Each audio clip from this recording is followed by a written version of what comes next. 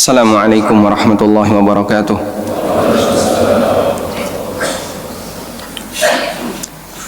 Alhamdulillahi rabbil alamin alladzi hadana li hadza wa ma kunna linahtadiya laula an hadana Allah. Laqad jaa rusulu rabbina bil haqq wa nudu an tilkumul jannatu uristumuha bima kuntum ta'malun. Wa ashhadu an la ilaha illallah wahdahu la syarika lah wa ashhadu anna Muhammadan abduhu wa rasuluh. Salawatu rabbi wa salamu alaihi wa ala alihi wa ashabihi wa man sara ala nahjihi wa istanna bi sunnatihi ila yaumiddin. Alhamdulillah, yang pertama kita memuji Allah Subhanahu wa taala karena Dialah zat yang mengendalikan hati para hambanya, dan Allah memberikan petunjuk kepada siapa saja yang Dia kehendaki, dan Allah jauhkan dari petunjuk siapa saja yang Dia kehendaki. Dan kita bersyukur kepada Allah Subhanahu wa taala ketika Allah jadikan kita sebagai muslim ahlu sunnah yang mencintai sesama muslim ahlu sunnah, menghargai majelis ilmu dan pengajian, dan kita berusaha untuk melestarikannya. Kita berharap kepada Allah semoga rutinitas semacam ini, mempelajari Al-Quran dan Sunnah sesuai dengan pemahaman yang diajarkan Nabi SAW kepada para sahabat, akan terus kita lakukan sampai ajal menjemput kita. Karena kesempurnaan seorang muslim salah satunya adalah diukur dari sejauh mana perhatian dia terhadap agamanya.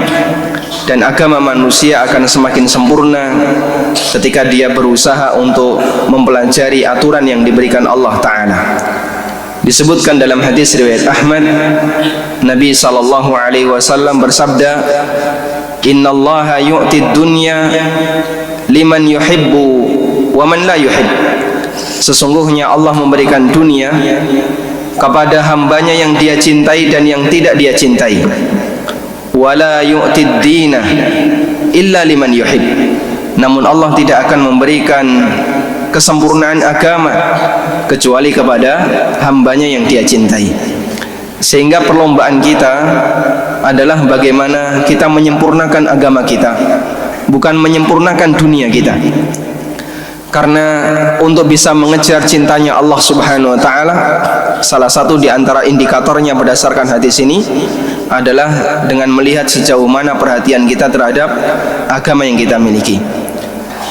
Di kesempatan kali ini saya akan membacakan sebagaimana tema yang tadi disampaikan dalam muqaddimah, penyesalan pasca kematian. Kita akan bacakan beberapa firman Allah dan hadis Nabi SAW yang menyebutkan tentang penyesalan para hamba setelah dia diwafatkan oleh Allah Subhanahu wa taala. Allah Ta'ala berfirman di surat Al-Fajr. Bapak Ibu sudah hafal semuanya. Yaqulu ya laitani qaddamtu li hayati. Yaqulu ya laitani qaddamtu li hayati. Mereka mengatakan, andaikan saya memberikan persiapan yang lebih maksimal li hayati, untuk kehidupanku ini. Kehidupanku ini maksudnya adalah kehidupan yang kedua. Karena kehidupan yang hakiki adalah kehidupan ketika seorang hamba menghadap Allah Subhanahu wa taala. Yaqulu ya laitani qaddamtu li hayati. Semua manusia menyesal, sehingga dia ketika dibangkitkan oleh Allah Subhanahu wa taala menyadari bahasanya ada kehidupan yang kedua pasca kematian, barulah mereka mengatakan, kenapa dulu saya tidak menyiapkan yang lebih maksimal untuk kehidupanku yang kedua. Kehidupanku ketika saya menghadap Allah Subhanahu wa taala, yang di situ isinya hanya balasan dan tidak ada amal. Sehingga manusia hanya ada dua kemungkinan. Pertama, menjadi manusia yang bahagia, atau yang kedua menjadi orang yang celaka. Namun penyesalan itu tidak ada gunanya, karena manusia yang sudah mati mustahil bisa balik lagi ke alam dunia. Sehingga hadirin yang dimuliakan Allah Subhanahu wa taala, penyesalan yang tidak ada artinya seperti ini baru dialami oleh manusia setelah dia sangat yakin bahwasanya dia telah ketemu Allah Subhanahu wa taala. Karena tingkat keyakinan manusia itu diukur dari sejauh mana dia mengimani dalil yang disampaikan oleh Al-Quran dan Sunnah. Ketika dalam kehidupan dunia tidak ada satupun di antara kita yang pernah melihat azab kubur atau alam kubur.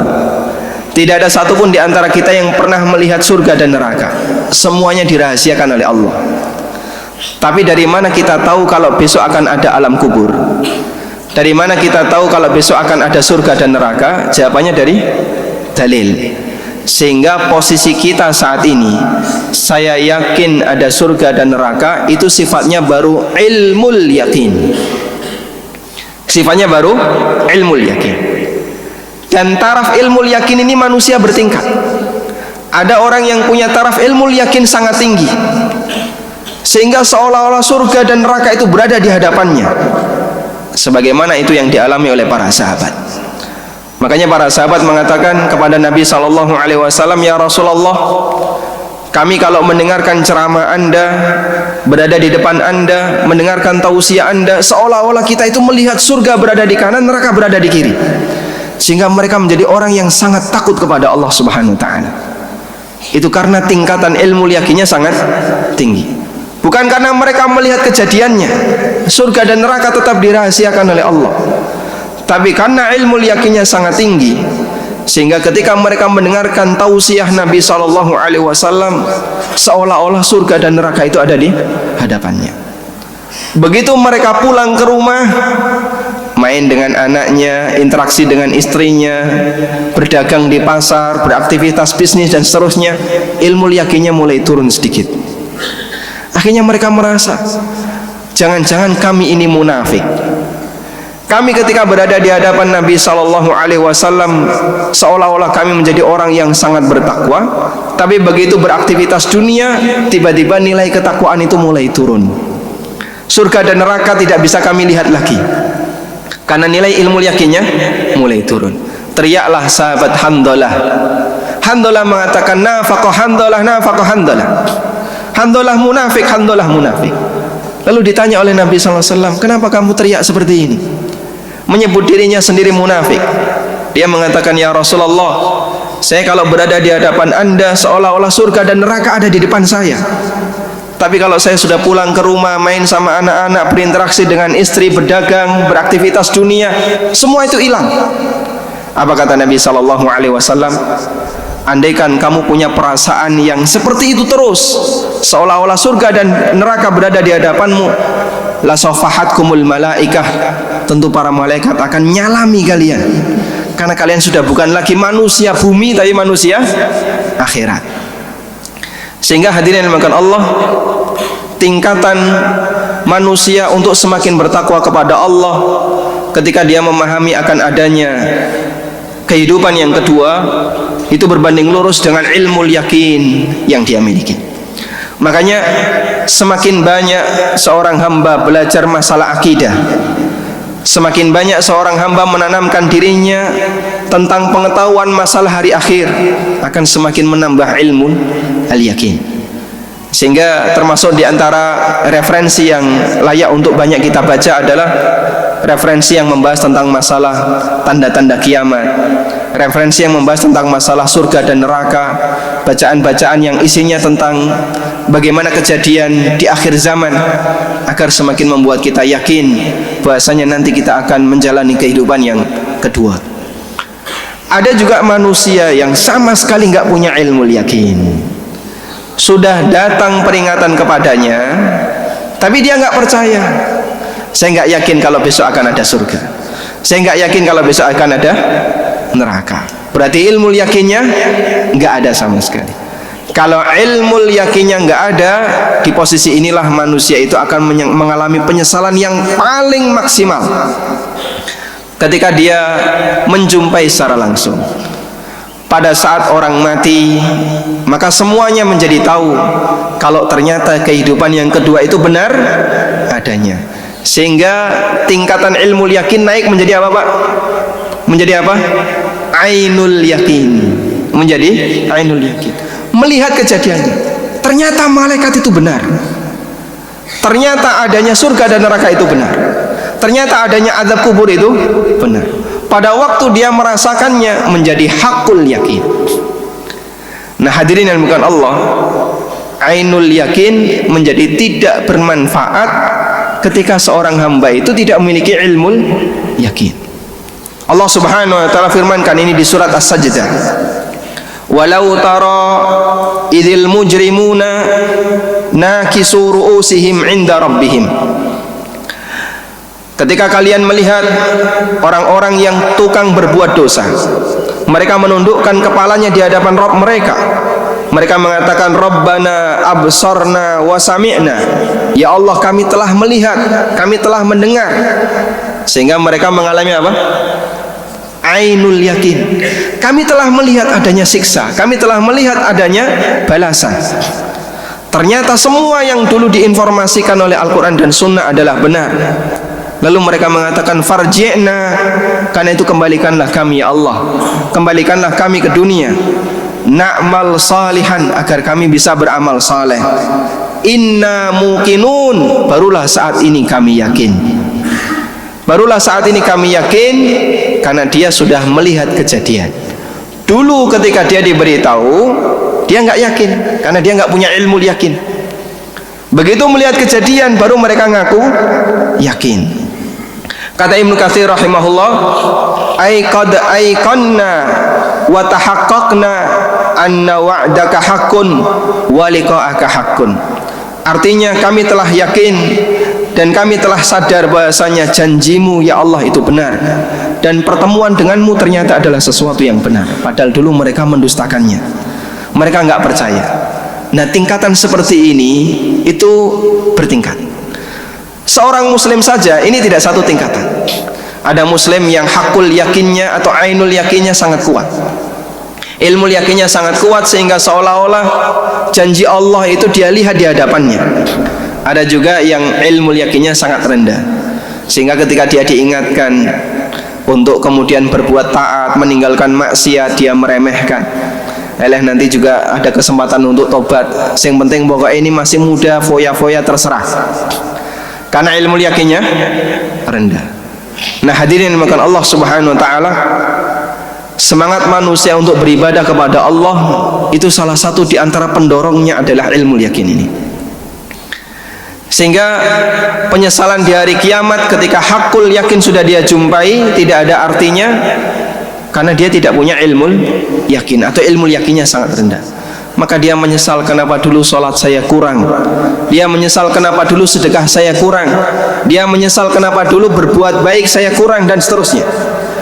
Sampai Nabi SAW pernah menyebutkan 2 rakaat sholat sunnah yang mungkin bagi sebagian masyarakat itu adalah sesuatu yang remeh, menjadi sesuatu yang sangat berharga andaikan penduduk kuburan itu dibangkitkan oleh Allah Subhanahu wa taala kembali hidup di muka bumi. Disebutkan dalam hadis dari Abu Hurairah radhiyallahu anhu, Rasulullah sallallahu alaihi wasallam bersabda ketika beliau di atas sebuah kuburan yang baru, ada orang yang baru saja dimakamkan, kemudian beliau ngasih tausiah di situ. Beliau mengatakan, raq'atani khafifatani mimma tahkirun, 2 rakaat yang ringan. Yang ringan itu mungkin cuma membaca inna a'taina atau membaca surat al-ikhlas, al-fatihah plus inna a'taina. 2 rakaat yang ringan yang tidak sampai 5 menit. Wa tanfulun, dan yang kalian lakukan sebagai amal soleh, sebagai amal sunnah, yaziduhuma hadza fi amalihi ahabbu ilaihi min baqiyati dunyakum, yang itu bisa menambah amal seorang hamba ketika di alam kubur lebih dicintai oleh orang ini dibandingkan dunia seisinya. Tapi dia nggak bisa melakukan apapun, karena orang yang sudah mati terputus kesempatannya untuk beramal. Sehingga jangankan beramal yang nilainya besar, cukup hanya bisa mengerjakan 2 rakaat yang menurut sebagian orang mungkin lebih baik tidur daripada mengerjakan sholat ini, itu lebih berharga dibandingkan dunia seisinya. Padahal kita kalau kemudian dikasih pilihan, di sebelah luar masjid ada uang 1 miliar tapi nggak boleh sholat, di dalam masjid boleh sholat 2 rakaat, kita milih yang mana? Kita akan lebih cenderung untuk milih dunia. kita meremehkan 2 rakaat yang kita anggap sebagai sesuatu yang ringan. Hadirin yang dimuliakan Allah Subhanahu wa taala. Imam Qatadah Ibnu Di'amah rahimahullah ketika beliau membaca ayat semacam ini, penyesalan orang-orang di hari kiamat yang mereka minta kepada Allah, Rabbana farji'na na'mal salihah, ya Allah kembalikanlah kami ke dunia agar bisa melakukan amal saleh. Beliau mengatakan, demi Allah, yang mereka harapkan itu dikembalikan ke dunia bukan dalam rangka untuk ketemu keluarganya, bukan dalam rangka untuk ngurusi hartanya, bukan dalam rangka untuk mendatangi hadiah dunia, namun mereka dikembalikan ke dunia, berharap dikembalikan ke dunia hanya dalam rangka untuk bisa menjalankan ibadah kepada Allah. Cukup hanya mengatakan syahadatain, itu lebih berharga dibandingkan dunia seisinya. Sehingga mumpung masih ada kesempatan yang Allah berikan kepada kita untuk melakukan amal, maka jangan sia-siakan hal ini. Perbanyak ilmu yakin dengan cara menanamkan akidah yang kuat terkait masalah akhirat. Selanjutnya hadirin yang dimuliakan Allah Subhanahu wa taala, kita akan sebutkan 2 macam penyesalan bagi mereka yang sudah mati atau ketika ajal menjemputnya. Yang pertama adalah penyesalan waktu ajal tiba. Pada waktu orang itu sudah didatangi ajalnya, maka mereka menyesal, sehingga mereka minta kepada Allah, tolong ditunda ya Allah, kematiannya ditunda 5 menit saja, baru setelah itu saya mati. Tapi yang namanya ajal tidak bisa dipercepat dan tidak bisa ditunda. Al-ajalu hisnun mahsun. Ajal itu sesuatu yang terlindungi, sehingga tidak bisa diganggu, tidak bisa dipercepat, dan juga tidak bisa diperlambat. Para sahabat ketika mereka berperang, di hadapannya ancaman senjata. Meskipun bisa jadi mereka hanya memiliki senjata yang ringan, cuman sebuah pedang, tapi mereka punya keyakinan, ketika saya terjun di medan jihad di tengah pasukan perang, belum tentu mati saya lebih cepat, karena ajal itu terlindungi. Sehingga perang itu tidak mempercepat ajal, sebagaimana tidur di kasur juga tidak memperlambat ajal. Ajal itu hisnun mahsun, sesuatu yang terlindungi. Ketika ajal tiba, orang-orang menyesal. Allah gambarkan contohnya adalah penyesalan orang fasik karena mereka belum melaksanakan dan menunaikan kewajiban hartanya. Allah berfirman di surat Al-Munafiqun ayat yang ke-10, wa anfiqu mimma razaqnakum min qabli ayyatiya ahadakumul mautu fayaqula rabbi laula akhartani ila ajalin qaribin fa asaddaqa wa akum minas salihin. Perbanyaklah berinfak semampu kalian dari apa yang telah aku berikan rezeki kepada kalian sebelum datang kepada kalian kematian.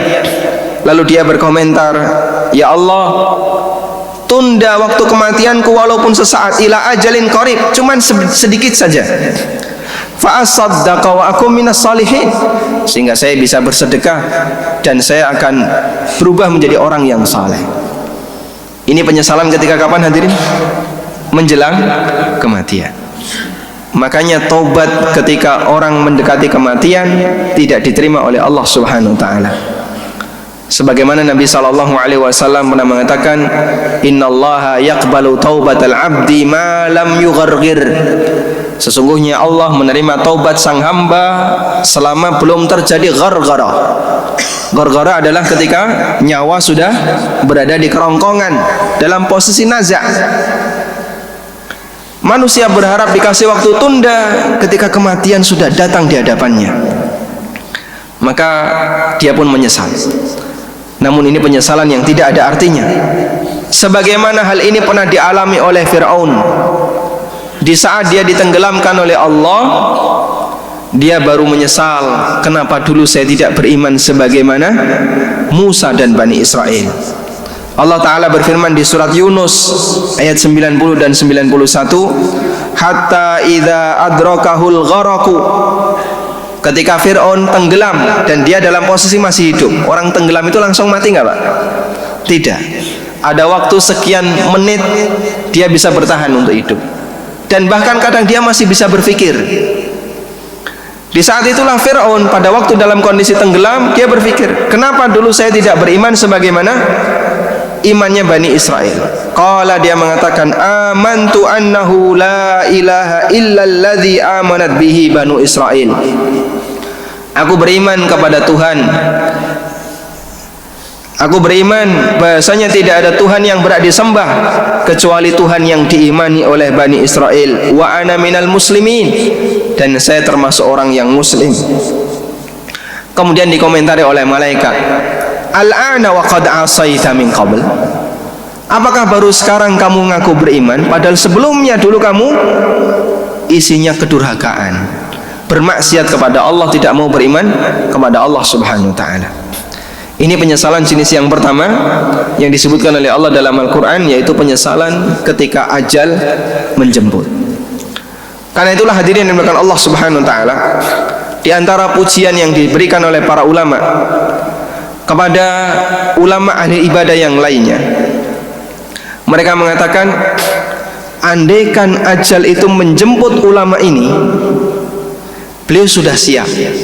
Kenapa? Karena semua waktunya digunakan untuk ibadah kepada Allah, sehingga ibadah yang beliau lakukan itu sudah tidak ada lagi kesempatan untuk nambah ibadah, karena sudah penuh. Isi waktunya semuanya hanya untuk ibadah.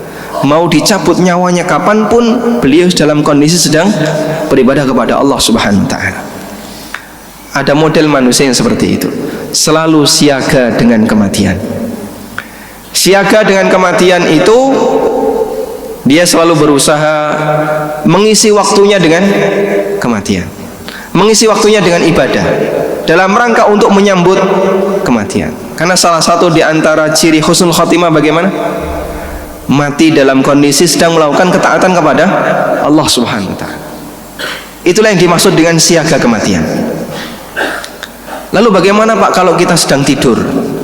Kalau kita sedang beristirahat, kan kita tidak sedang beribadah.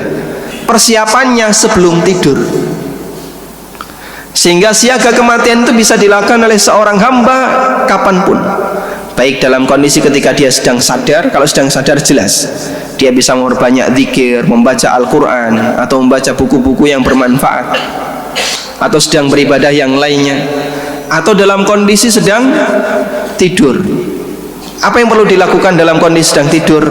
Persiapannya sebelum tidur, berwudu sebelum tidur, kemudian membaca doa-doa sebelum tidur. Dengan cara seperti ini, maka kalaupun dia dicabut nyawanya oleh Allah Subhanahu wa taala di waktu dia tidur, dia dalam kondisi alal fitrah, di atas fitrah. Sebagaimana keutamaan yang disebutkan oleh Nabi SAW tentang keutamaan orang yang berwudu sebelum tidur, kemudian membaca doa, Allahumma inni aslamtu nafsi ilaika, wajjahtu wajhi ilaika, walja'tu dhahri ilaika. Doanya ada di Hisnul Muslim. Sangat disayangkan kalau tidak dibaca, karena orang yang berwudu kemudian dia membaca doa itu, dan Allah takdirkan dia mati ketika dalam kondisi tidur, maka dia mati berada di atas fitrah. Sehingga manusia bisa melakukan siaga kematian. Siaga kematian ketika dalam kondisi sadar, gak ada istilah putus kesempatan untuk beribadah. Kalau saya sedang berada di tempat yang bukan masjid gimana? Orang bisa nggak zikir di luar masjid? Sambil bekerja, berkendara, kita bisa mengingat Allah Subhanahu wa taala dalam semua keadaan. Kecuali ketika di tempat, misalnya di toilet, yang itu tidak boleh berzikir kepada Allah, namun bisa diawali dengan cara berdoa sebelum memasukinya. Ketika dalam kondisi tidur, muqaddimahnya adalah sebelum tidur. Hadirin yang dengan Allah Subhanahu wa taala, seperti ini butuh untuk kita latih. Menghadirkan perasaan kematian itu bisa saja datang di waktu kapanpun yang tidak kita duga. Cuman kadang perasaan itu hilang, sehingga kita putus hubungan kita dengan Allah Ta'ala. tidak siaga kematian. Tapi kalau kita sering latihan, selalu siaga kematian, maka kita akan berusaha untuk menjaga diri, jangan sampai berbuat maksiat, jangan sampai kemudian di tengah kita sedang durhaka kepada Allah, nyawa kita dicabut oleh Allah Subhanahu wa taala. Kemudian yang kedua adalah penyesalan ketika mereka melihat azab di akhirat. Allah taala berfirman, wa taradz zalimina lamma ra'aul adzab yaquluna hal ila maraddim min sabil. Lihatlah ketika orang-orang zalim pada waktu mereka melihat azab, mereka mengatakan, apakah ada jalan untuk bisa kembali ke dunia? Sehingga mereka menyesal pada waktu mereka melihat neraka.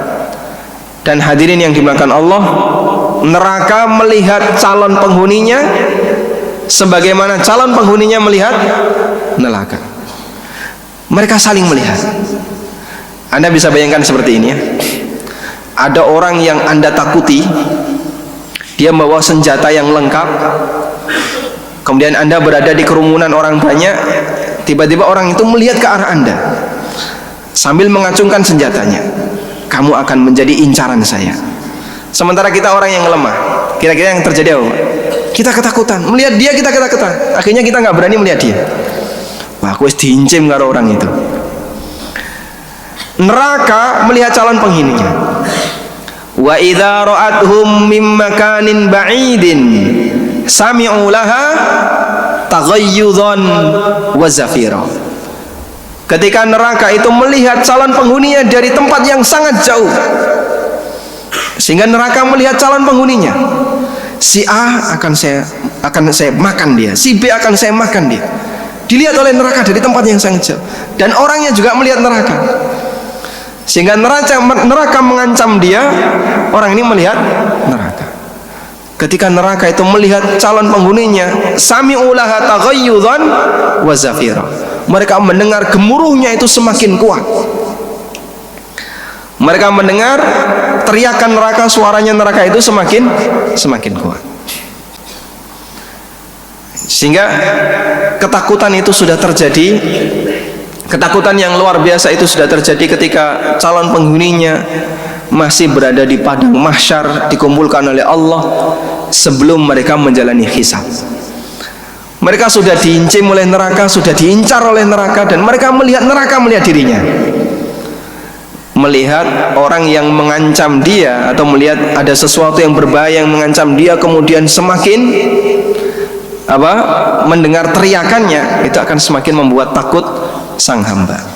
Di saat itulah mereka berharap, gimana saya bisa kembali ke dunia? Kemudian mereka juga mengajukan beberapa permintaan kepada Allah. Di antaranya adalah permintaan agar mereka bisa kembali ke dunia untuk bisa melakukan amal saleh. Allah berfirman di surat Fatir, wa hum yastarikhuna fiha rabbana akhrijna na'mal salihan ghairal ladzi kunna na'mal. Mereka berteriak di dalam neraka dan mereka mengatakan, ya Allah, keluarkanlah kami dari neraka agar kami bisa melakukan amal saleh yang belum sempat kami lakukan. Namun alam barzah menghalangi mereka, sehingga mereka tidak bisa kembali ke dunia. Allah berfirman di surat Al-Mu'minun, hatta idza jaa ahadahumul mautu qala rabbirji'un. Ketika datang kematian kepada mereka, mereka mengatakan, ya Allah, kembalikanlah aku, la'alli a'malu salihan fima taraktu, agar aku bisa melakukan amal saleh yang dulu aku tinggalkan. Kalla innaha kalimatun huwa qailuha wa min waraihim barzakhun ila yaumi yub'atsun. Enggak mungkin itu bisa terjadi. Itu hanya permintaan mereka, karena di belakang mereka ada barzakh sampai kiamat. Makanya disebut barzakh, yang artinya apa? Secara bahasa artinya pembatas. Ya. Barzakh artinya pembatas. Allah Subhanahu wa taala sebutkan di surat Ar-Rahman, wa bainahuma barzakhun la yabghiyan. Di antara laut A dan laut B ada barzakh, ada pembatas, sehingga air laut A dan laut B tidak bercampur. Maka tidak ada istilah orang kalau sudah mati akan balik di hari yang ke-40 ya. Balik pulang. Ngapain balik pulang? pamitan. Tidak ada istilah kalau sudah 100 hari kematian nanti akan balik lagi rohnya ke rumah. Karena orang yang sudah mati mereka sibuk dengan dua hal. Kalau tidak mendapatkan nikmat, dapat azab. Keyakinan sebagian masyarakat bahwa orang yang sudah mati kalau dia dalam kondisi su'ul khatimah balik lagi ke rumahnya, kemudian gentayangan selama sekian hari, rohnya tidak bisa tenang. Ini adalah keyakinan yang batil. Allah Subhanahu wa taala telah menjelaskannya di surat Al-Mu'minun ayat 99 dan ayat 100. Wa min waraihim barzakhun ila yaumi yub'atsun. Sehingga enggak ada istilah nanti jadi jerangkong. Tahu jerangkong Pak ya? Nah, engko nek matine ora tenang terus pocongnya keliaran kemana-mana, balik ke rumah dan seterusnya. Ini semuanya keyakinan yang batil. Pak, buktinya ada yang ganggu Pak. Nah, itu jin. Kalau memang betul itu ada dan ada orang yang mendengarkan suaranya padahal tidak ada kejadian fisiknya, kita tidak menolaknya. Tapi itu adalah jin yang ganggu manusia agar mereka punya akidah yang menyimpang. Itu lihat, bapakmu pulang toh, dia kedinginan, itu karena kuburannya nggak diselimuti. Nah terus pripun? Nah, kuburannya minta dikasih selimut. Akhirnya dibuatkan cungkup atau dikasih kijing. Padahal itu berasal dari godaan setan. Karena nggak mungkin yang namanya orang yang sudah mati, rohnya balik. Andai kan balik, pasti mereka akan melakukan amal soleh. Bukan malah nakut-nakuti keluarganya. Ini kan nambah dosa. Nakut-nakuti orang itu dosa atau tidak Pak? Dosa. Sehingga istrinya nggak berani bangun malam, ketika subuh belum berani ke kamar mandi karena takut nanti ketemu suaminya. Malah menghalangi keluarganya untuk ibadah kepada Allah, nambah dosa. Dan itu mustahil hadirin.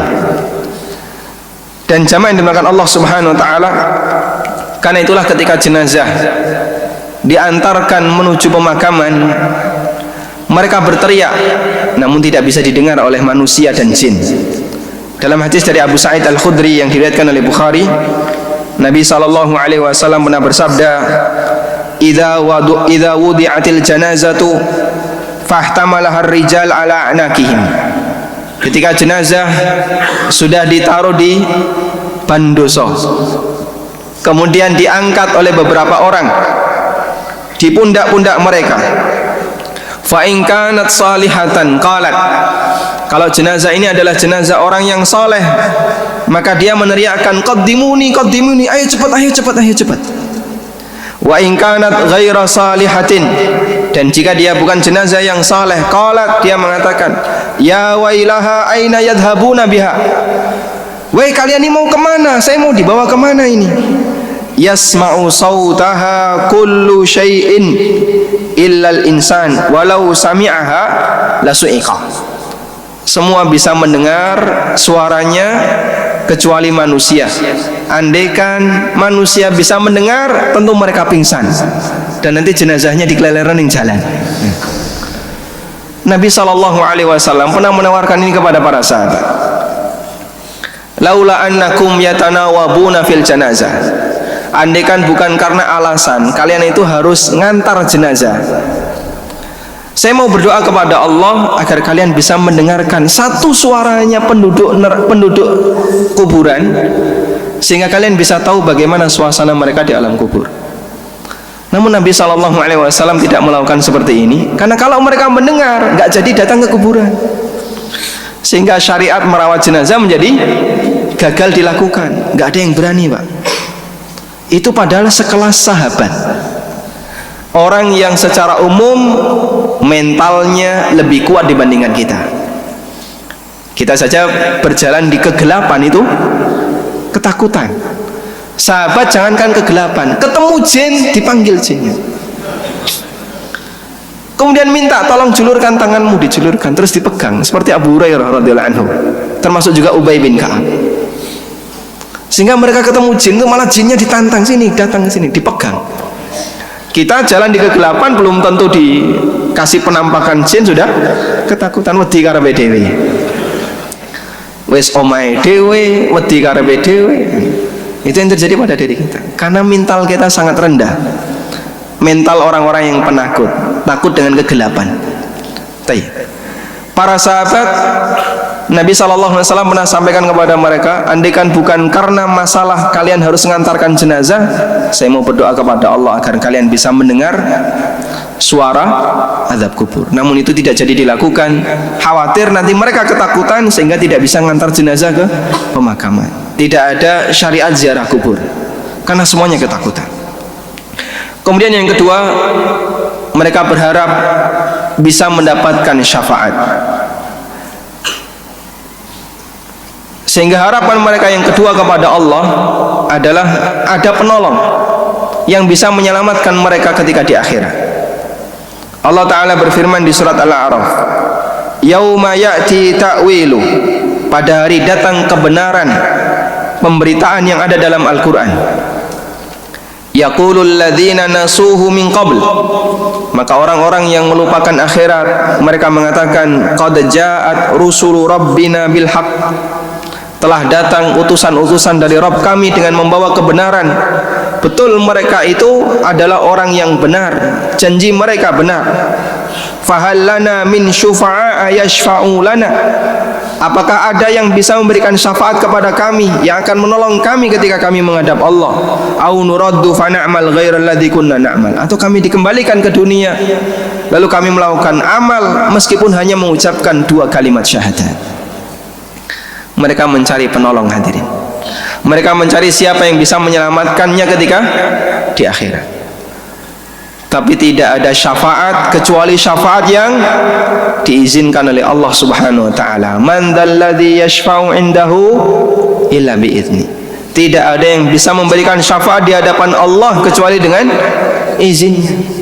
Makanya Allah tegaskan dalam Al-Quran, walillahi syafa'atu jami'a, semua syafaat itu hanya milik Allah. Sehingga kalau mau berharap pertolongan, berharaplah kepada Allah. Dialah zat yang memberikan pertolongan kepada para hambanya. Meskipun terkadang pertolongan itu Allah kasih izin kepada yang lain. Silahkan Nabi A, kamu tolong umatmu. Nabi B, kamu tolong umatmu. Mukmin A, mukmin B, silahkan kamu tolong kawanmu. Malaikat juga demikian. Anak-anak yang meninggal sebelum balik bisa menolong orang tuanya. Demikian pula amal soleh yang kita lakukan. Maka kita diajarkan jangan bergantung kepada yang lain, tapi bergantunglah kepada Allah Subhanahu wa ta'ala. Mohon maaf, barangkali kalimat seperti ini bisa kita ganti. Syafaat yang terbesar itu syafaatnya siapa? Syafaat terbesar syafaatnya siapa? Syafaat Allah Subhanahu wa ta'ala. Karena syafaat Allah, Allah selamatkan para hambanya sesuai yang Dia kehendaki. Sedangkan syafaat Rasulullah sallallahu alaihi wasallam hanya terbatas untuk umatnya, dan itu pun yang beliau inginkan untuk beliau selamatkan.